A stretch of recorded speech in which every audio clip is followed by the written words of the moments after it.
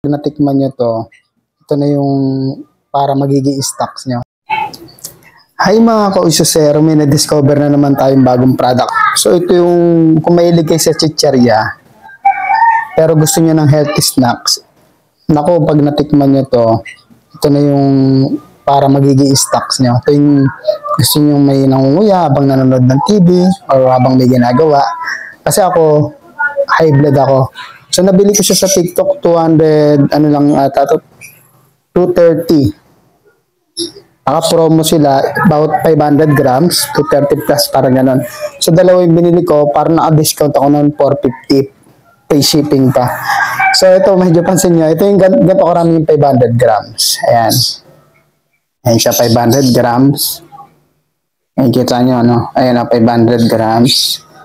Ito yung ganito talaga siya karami. Ito mapapansin nyo, parang bawas na kasi hindi na namin napigilan kahapon, no? Natikman na nito sa bahay. So, reviews na natin para sa inyo, no? So, bumili tayo para malaman natin kung ano yung lasa para sa inyo. Ito, healthy to. Kasi ako, mahilig ako sa chicherya. So, syempre, pag napapasobra, medyo masakit sa UTI, ganun, di ba? Pag may UTI ka, medyo masakit.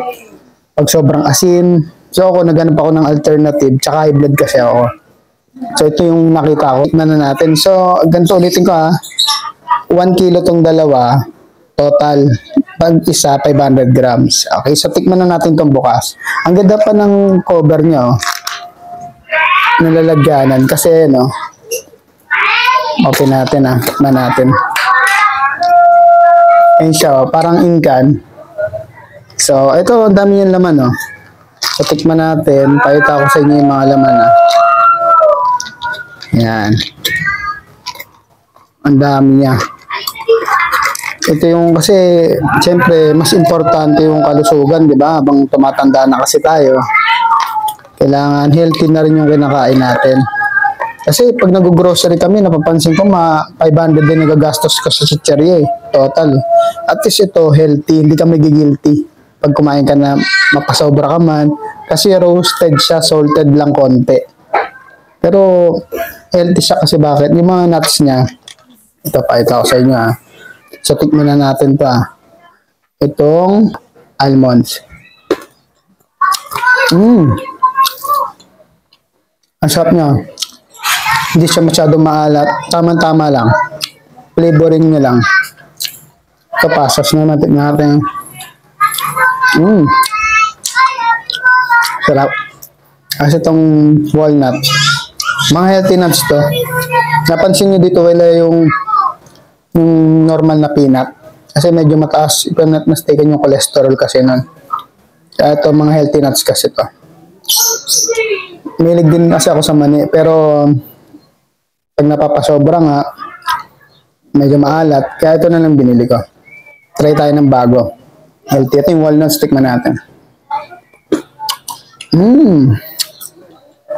Ang sarap niya. Tapos, yung pasas. Pambalance ka yung tamis. Tapos yung pumpkin seeds. Ang sarap niya. So, yun yung kadalasan naman niya, no? So, kung gusto nyo umorder, medyo health conscious na rin kayo. Mahilig kayo sa chicherya. Ito, best alternative. Yan. Mixed nuts. Ganda. Tsaka ang sarap niya.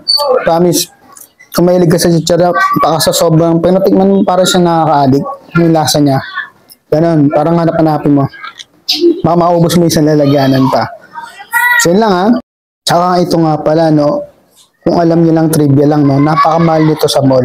Kung ito sa online, kasi sa direct supplier na halos yung mabibili natin. Pag bumili ka dito, sa pinagbilang ko, direct supplier na halos to. Kung sa mall mo to bibilin, almost times 2 yung presyo niya. Ito, 230 plus lang, 500 grams. Nakasil kasi, kung sa mall siguro 500 na. Yung mga mixed nuts, kahit tignan nyo na mismo. Kaya makakamura ka dito. Ito yung pinakamura sa online na mabibili mo. Kaya click mo lang yung yellow basket, ha, kung gusto mo mag-order.